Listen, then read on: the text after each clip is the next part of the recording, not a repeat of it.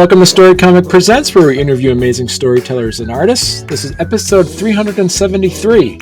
I'm your host, Barney Smith of Storycomic.com, and we're honored to have with us the internationally renowned and highly creative team behind Changeling the Podcast, Joshua, Hillerup, and Pooka G. Hi. Hey, guys. Hello. How's it going? Hello. You said that very high number, and I felt very inadequate as a podcast host. So, thanks for that. But you know, usually if you make it past 10 episodes, you're good. You just keep going from there. So yeah, and you guys are well past it. You guys are now. That's right, because you have 88.1. I love the fact that you actually had an episode based off of the storyteller screen. That was ingenious. We weren't going to. It was going to be like patron content, and then someone was like, "No, you should just make it a mini-sode." I'm like, "It's 7.5 minutes. It's a audio. It's a microsode." Yeah. I was so into it, and then it ended because I'm used to you guys having like these long episodes. Some of them are well over an hour, and it's great because where my work is a little over an hour away. So when your episode pops in, I get so excited. Before I get into the car, I have to like open up my phone and then make sure what's being downloaded. And when I see Changeling the Podcast is downloading, I'm like, it's going to be a fun ride. And then I get excited. And then I got super excited because I did one download. I'm like, I didn't even look at the time. It's like, I know it's always good. And I'm driving and I barely just pull out of my town before I hit that road. All of a sudden it ends. I'm like, no, that's all I downloaded. What am I going to do? Talk to us a little bit about, first we want to talk to you all about what is Changeling, because a lot of our listeners are into tabletop role-playing games. They're into children's books, they're into other books, they're into comic books. For those that are just going to learn Changeling now, tell them why Changeling is probably one of the best worlds that's been created in a role-playing game. Okay, so you're playing the Fae, who are in human bodies now. And it all, I think the core things about it are two concepts called banality and glamour. And I think that this is both key to what Changeling is and key to at least why I love Changeling. And with glamour being like creative impulse or inspiration or romantic concept of sublime almost, if you're familiar with that. And banality's essentially its antithesis. It's the not just boring, but like the irritatingly pointless, the very the way you feel when you get shut down on something you enjoy because somebody says, "Well, that's dumb." Like the aggressively humdrum. Yeah. So it's not just the boring. It's not just like, it happens to be a thing. Because everybody can enjoy. I enjoy a lot of things. Well, people find boring, but that's not what it's about. It's about the things that like. I think of it as also like what you're supposed to do instead of what you want to do, and not just in the practical sense, but in the like. You have to do this because that's what it's expected of you, kind of thing. It's a game of about mechanicalizing microaggressions and dealing with I don't know, it's the when I first got into it, I had no idea what I was getting into, and then like once I actually got into it, I'm like, this is just like a game that like puts into mechanics and concepts things I experienced in my own life and didn't have words for. It's like giving me a vocabulary to talk about things I was struggling with and still do. So my go-to line when I'm trying to get people to play it is, in Changeling you play a fairy in a human body and you have this spark of glamour within you, and it's that spark of inspiration that you're trying to both fan into a flame within yourself but also bring light to others, and the world is constantly trying to stamp it out. And most of the people I say that to are like, I can really relate, because that's a very human experience in a way. Yeah, and it doesn't have to be you're encouraging it. There's all sorts of ways. It doesn't have to that. be. There's the very mechanicalized fairies who go and make others feel the banality to get something out of it themselves, kind of slam down with ravaging and things like that. And it's not just it's not just a happy thing, but it has the happy stuff, but it also has some darkness, and it's kind of ambiguous a lot of the time as to what's good or bad or dark and light in it. Right. Even if that's you're struggling to keep your awareness of all of this alive, because eventually you will forget. You will forget your nature, and you will, become. Yeah. So some people describe it as like human. it's both an extremely hopeful game and an incredibly depressing game at the same time. And so talk to us a little bit about how did the two of you meet, and how did the two of you decide to start the podcast? The Changeling fandom isn't massive, like the online fandom of people talk about Changelings. So we were both in that pretty early on. So we were seeing each other on forums and things like that for decades, I think. But back in the Clinton administration. I think what led to the podcast was sort of two pieces. There was Walking Away from Arcadia, which very good Changing the Dreaming podcast, but that was like very focused in a certain way, and it was I don't know if it was intended to last indefinitely, but it didn't. It felt more like one of those art projects that has like a specific duration, and it's ended. Right. It was like winding up. And there was also Mage the Podcast, which was named after Werewolf the Podcast. And both Pooka and I, we were on the Mage the Podcast Discord, and I think around the same time we both independently went, we should do it. Like both of us thought to do a Changeling the Podcast. I don't know if the name specifically, but like we're thinking like we should do a pod. Like I was thinking I should do a podcast. You were thinking you should do a podcast, and I think you expressed it publicly first. Yes, and I was we were both planning on it, right? Like, so when we went, okay, that it'd be silly for us both to do competing Changeling the Dreaming podcasts at the same time, and like hashed out some stuff and figured out. Like, had you ever even been on a podcast before, Pooka? Because I certainly hadn't. No, I don't think I had done I had done streaming games and sort of other stuff within the community, but never a podcast. Yeah, I listened to a lot of podcasts, but I never did it. And like this was during the pandemic too, so it's like parasocial. Yeah. It's like my Mage the Podcast was like my first podcast that I listened to regularly and got involved in the community. Like there were other ones I had listened to off and on, but that was what drew me into the world of podcasting. And it was lockdown, and it was like, what else are we going to be doing? When you're doing a podcast with somebody else, it's almost, you kind of have to take on a character. Someone's going to be the curiosity, one's going to be the content expert, but the two of you kind of share those roles in a way as well, because you both have a lot of it. How did you talk to us about how this works with how you guys decide on what you're going to talk about, and then how do you decide who's going to talk about what? Pooka's done a lot of that, so you've been doing a lot of the like I've been kind of the knocker of it, and you've been the pisky issue type of it. Yeah, I think we just we talked about what was needed at the start, and I think just kind of tried things out and then stuck with them. Like I think early on, I was kind of like, okay, I'll do the editing. Josh handles a lot more like the back end stuff, and I think you probably do a lot more community engagement than I do. I'm like, I don't have time to talk to people.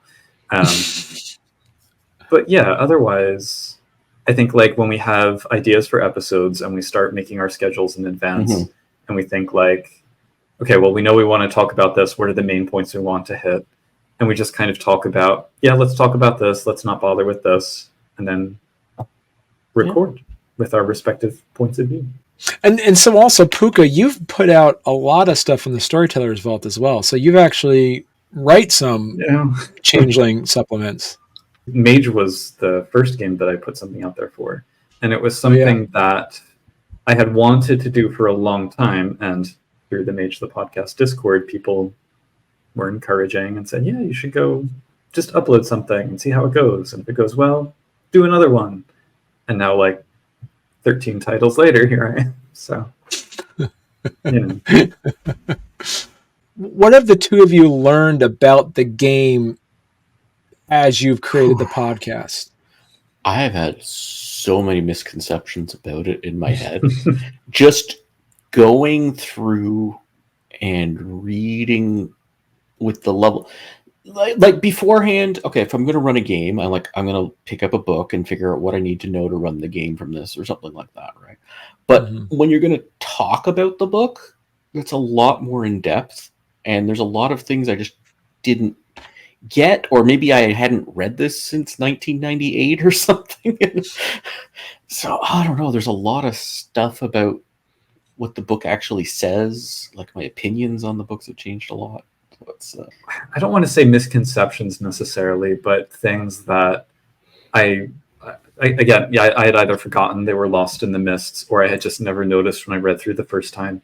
But maybe more importantly, through engaging with people around the topics and talking on the Discord about these things, learning how much variation there is in how people understand the game, not just the particulars of the rules and like, well, this contradicts this, so which thing should we go for?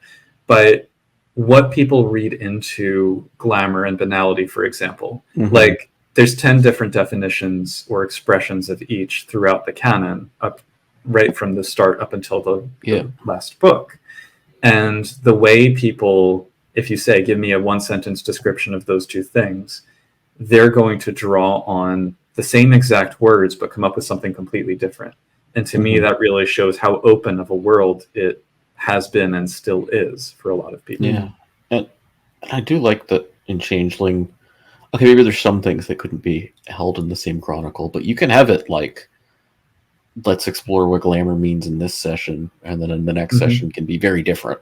And it's still talking about glamour, but it's not the same thing at all. And just to reference for our listeners and our viewers out there, it's like another good way people would describe Changeling is like, it's like the World of Darkness system meets Dungeons and Dragons meets a Neil Gaiman novel. Basically, it's thrown in all thinking about folks that play Dungeons and Dragons. If you want to fight a dragon in a world like ours, and you love rolling a bunch of dice, then this is probably the best game for you. Yeah. And like, you can have literal dungeons very easily. Just quite a few basements would just become dungeons because there's this sort of chimerical versus mundane side to things, the world. Yeah, it's like it overlaps on itself. Yeah, like you have the dreaming kind of overlaps onto the real world. Or it's two reflections of the same thing. It's hard to. Right, and that's what I love about it. Yeah. It's so how you imagine it. I wanted to talk to you two about, because you brought up another couple things that I'm very thankful for with your podcast is standardizing the way to pronounce things. That's pretty good. Like, there's always like, I'm driving, I'm like, I didn't know that's how you said that, but that makes sense. Like I always said the Gildu, but that's not how you say it. How is it, Pooka? Hillerup. You see, like, it's you're giving it the. That's all Pooka. That's Pooka's the linguist plus. But I'm not gonna languages. I'm not gonna stop anyone from saying Gillidu. Like, that's fine. I do resent some of the pronunciation guides that they've had in the books before, but I'm a language nerd, and so I try to look into the etymologies of these things and find out in the original language how it's pronounced. And what I loved, and you brought this up when you're going over the 20th anniversary edition, is when the books, and this kind of goes for all the other 20th anniversary editions that Onyx Path, kind of put out, is that the folks that wrote these, they were in their 20s, and now they're in their 40s, and they've kind of taken this step back by saying things like, well, the technocracy is just a different kind of, they're not bad anymore. Like, they're just, and also with like, and it's just like, because it's like, it's like. Well, also, yeah, the one of the big things for the 20th anniversary edition was, beforehand it was like, you hit 25 and you're pretty much guaranteed to enter grub stage, and it's like your time as a changeling is, and now all the people who wrote that are well beyond that age. Going, maybe that doesn't. Maybe we should let this game be able to be played. You're in your 40s or 60s or whatever. So there was these 2 points that you. Oh, go ahead. Sorry, Pooka. Yeah. So Jackie Quesada and Nikki Rea, who I think of as the grand dames of Changeling, like they were in their, I think, 40s when they wrote first edition or when they were involved with it. So in terms of exceptions that prove the rule, they've been there from the start. I have to wonder how they felt about that. Yeah. Right. So my next question for all of you is like, what are some of the other things that you feel as though the evolution of the game has gotten right, and what are some of the things that just kind of veered off and it's making you scratch your head? Well, we did an episode shortly before our hiatus that was changes in the 20th anniversary edition of Core Book in particular. I love that one. Yeah. And I think we got a lot out of us that we needed to in that episode in terms of things we liked and didn't like in that book. But I would say overall, something that I've noticed, not just Changeling, but the World of Darkness at large, and in the fan bases as well, I think that people feel that the older games are very confining in a way that they never felt to me. And it just kind of shows culturally how the gaming space has shifted in the last 20 years. Like what people expect to get out of games now is much more person driven, much more customizable, much more, all of that baked in from the start. It's not that Changeling never had those things. It's just you kind of had to do more of the lifting yourself. And ultimately, I think the earlier games were less individualistic in a way. It was much more emphasis on things like family and society and your found family in particular, your kin group, your kith. And now people are like, well, I want to have an issue with Dragon Wings, who is also this unique thing. And so it's not that it's a bad thing necessarily, but it's a shift that to me has been noticeable between and that happened teams of writers and teams of fans. Like that happened in the early 2000s, really. Like when Dark Ages Fae came out, that was much more on that, and Changeling the Lost. Like these were all in the first decade of the 21st century. It went into the Lost side of it. Like once streaming ended, that shift was underway, and then when we came back to dreaming, it was already complete, so it was a little jarring. Well, hey there. If you're enjoying our podcast, don't forget to subscribe on YouTube or leave us a 5-star review on your favorite podcast platform. Your support means the world to us and helps us keep this show going. We love hearing from you, so any feedback is welcome. And thank you for being a part of our podcast family and for all your support. It truly means a lot to us. What do you think the writers for Changeling 20th was able to take from Dark Ages Fae, Changeling the Lost, and also the Exalted Fairfolk? The arts are some big ones for that. So we get these seasonal arts, which are not the same as the Dominions, but there's definitely an inspiration there, I think. There's the contracts art, and I mean, that's what the magic powers are in Lost is called contracts. And there's something I came across recently in the C20 book I didn't realize that was in what was the 4th novel called? Do you remember? Cup of Dreams. Yeah, Cup of Dreams, where they're like summoning things out of the air, like in Exalted the Fairfolk. Like that's in the C20 core book. You could do that with chimerical. You could sort of make chimerical items now. Like that. There's unleashings too. Unleashings too, yeah. What about you, Pooka? What are some of the things that you can think of? Something that I will toot my own horn and say something I've tried to write, and I know other people have tried to write, is breaking away from Seelie Unseelie as being the only court divisions that are like possible.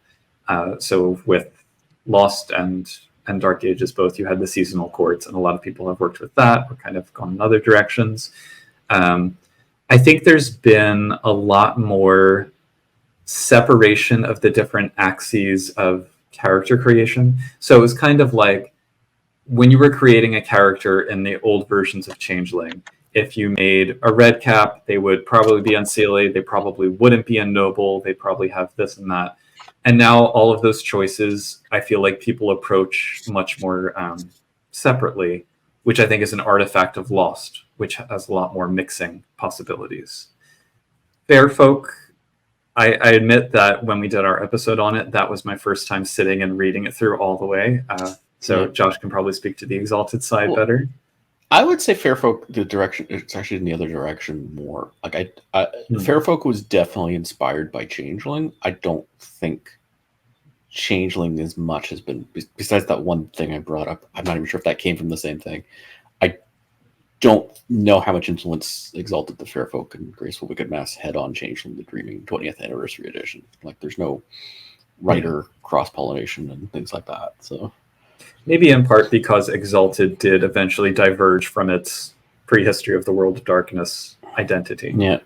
So, but Dark Ages Fae too. I know that writers for C20 have said, yes, we did intend to have that be like under the surface. Like, there's Easter eggs within the core book that refer back to it.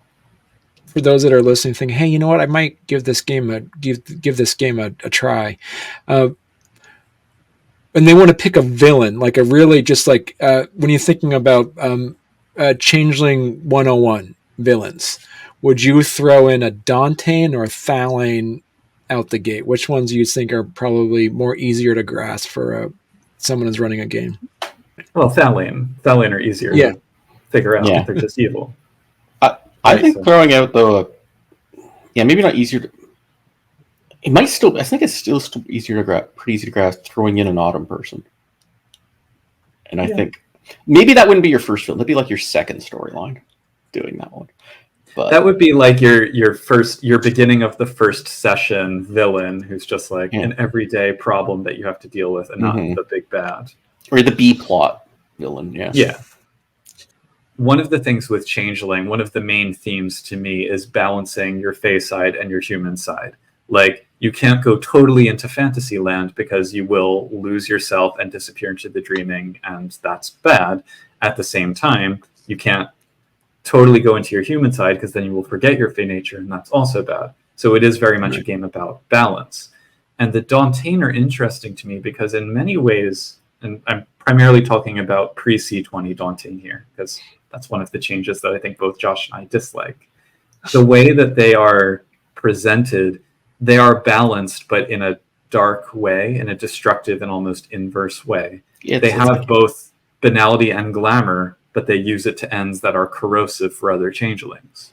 So that to me is an interesting villain.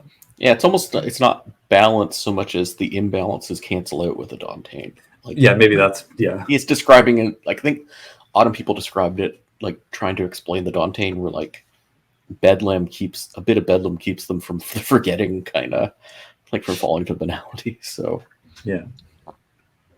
and so how do you feel like the C20 kind of adapted from the Time of Judgment, where they basically said, all right, everything's ending, and now they kind of created this the evanescence and all that. How do you think that the writers kind of pushed the White Wolf, the World of Darkness mythos past the 2000s? That one's very strange because it kind of so the 20th anniversary lines, like Vampire, Wraith came out after, but that was the Wraith Curse. It had to come out later. I think it came out. But all those games kind of stuck with not the actual Time of Judgment books, but like the lead all the way from like the Week of Nightmares, which was actually a second edition thing, and or at least for some games, and they kept with that. Mage made it optional, but kind of still implied that's like your default as it had happened. And Changeling just rewrote that, which is interesting. And they made it like other things, like 9/11 was like the big event as opposed to dropping a spirit nuke on. Yeah, there's some stuff that was just handled strangely, and you could maybe keep it and expand upon it in a way that could have made it less ick, but they didn't write that. Choices were made. Right. Yeah, there's definitely some choices made at that time. Right. How do you feel as though the writers have been able to adjust the interaction to being, creating it in attempting to or being succeeding at that way. I want to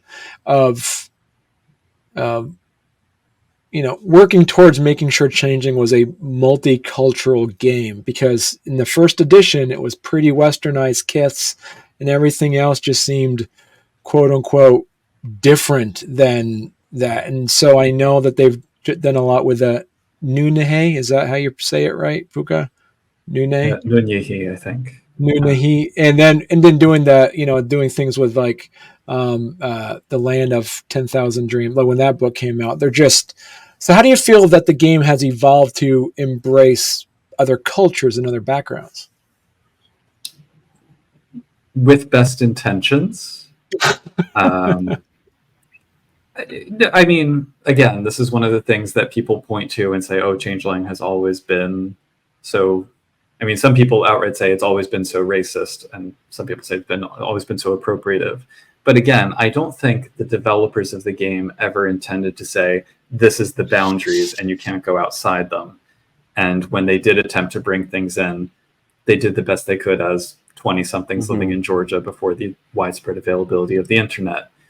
But within the fandom, I mean, for years, people knowledgeable in different cultures have developed their own sort of stuff for the game out of their knowledge. So I think the 20th anniversary made a good faith effort to both involve those people and open themselves up to that kind of knowledge with mixed results.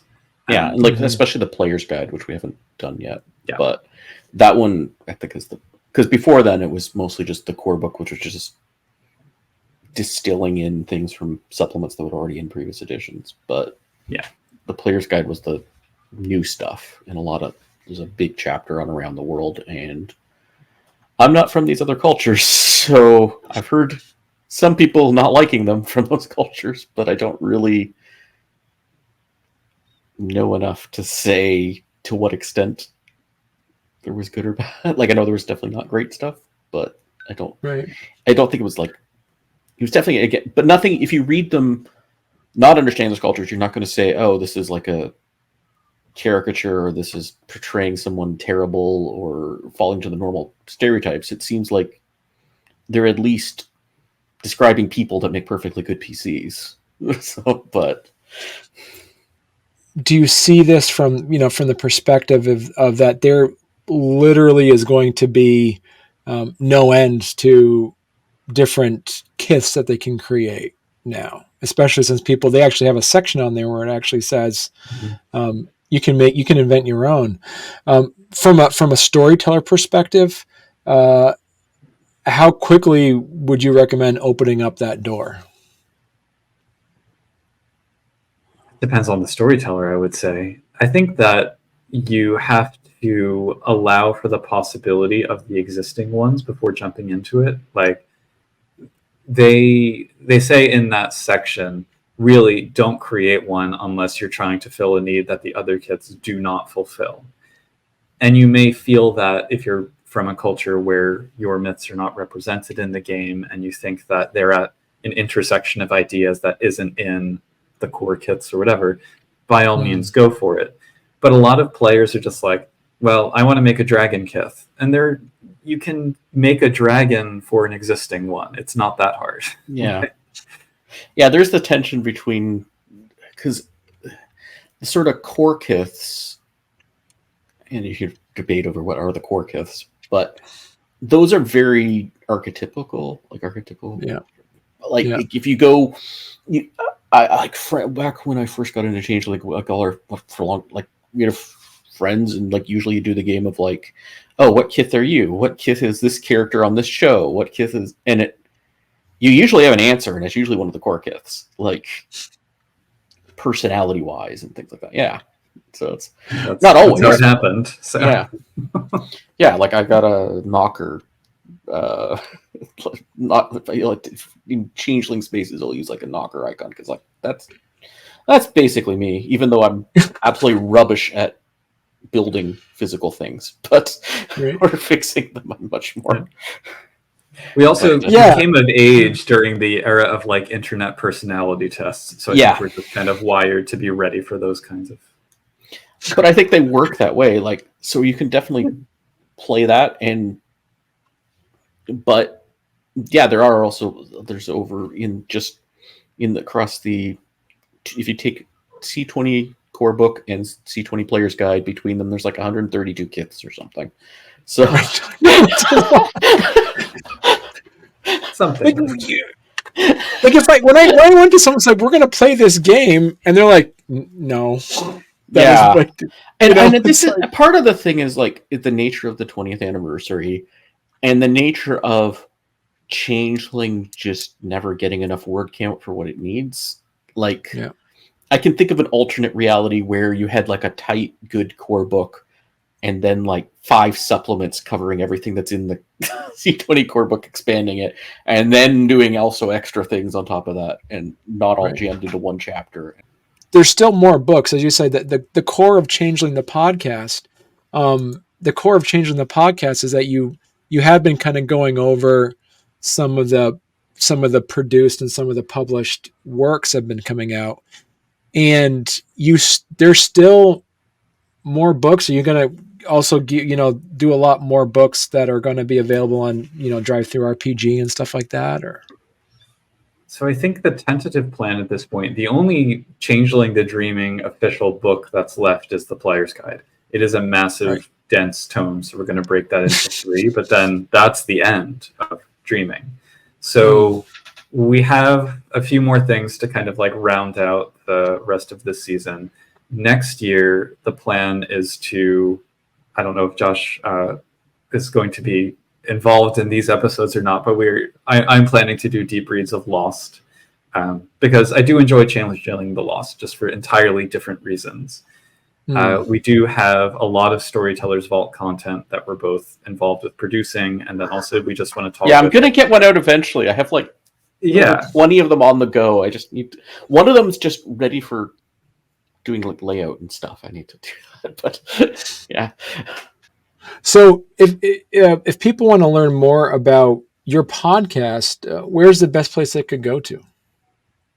Oh, they can go to changelingthepodcast.com. They can follow us on Facebook for Changeling the Podcast. We have a YouTube channel for Changeling the Podcast. If you're on Mastodon, you can find us Changeling Pod at dice.camp.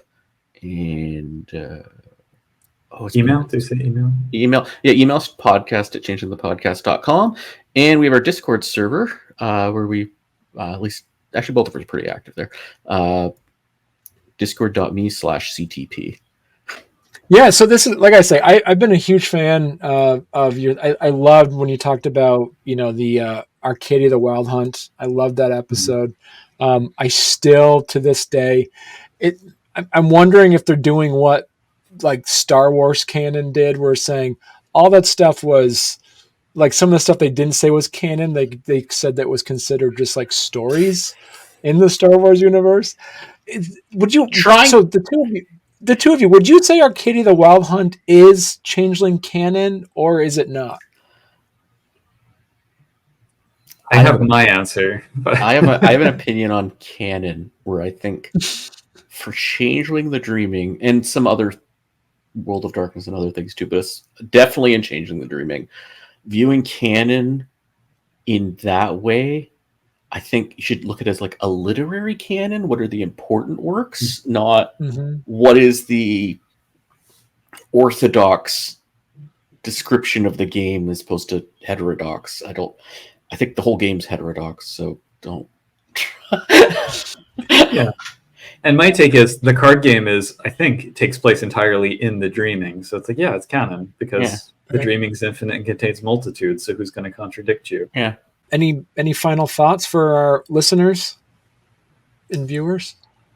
If you're interested, give it a try, because it doesn't, I hope, sound too grandiose to say that Changeling saved my life in some small way as a youth. And I think that it's been really gratifying to see how many people have arrived at the game with the 20th anniversary edition, when so many of us who had the first and second thought like, it is dead, it is, we're still passionate about it, but no one else is ever going to play this. And there's been such a surge of people who have discovered it. It's like William Carlos Williams said, people die every day for lack of what is found there. So I try to evangelize it as much as I can. Yeah, right.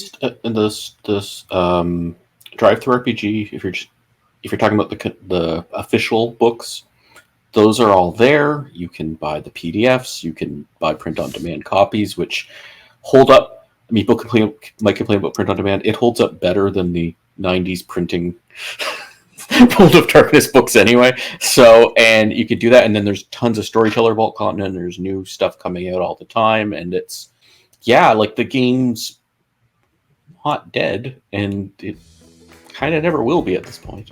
Well, thank you so much, Josh and Pooka. This has been a great conversation. I'm so glad we were able to talk. For sure. Thank you.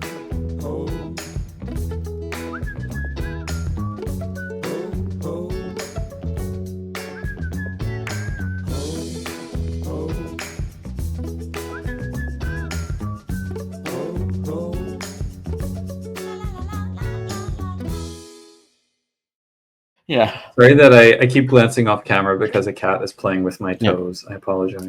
Yeah.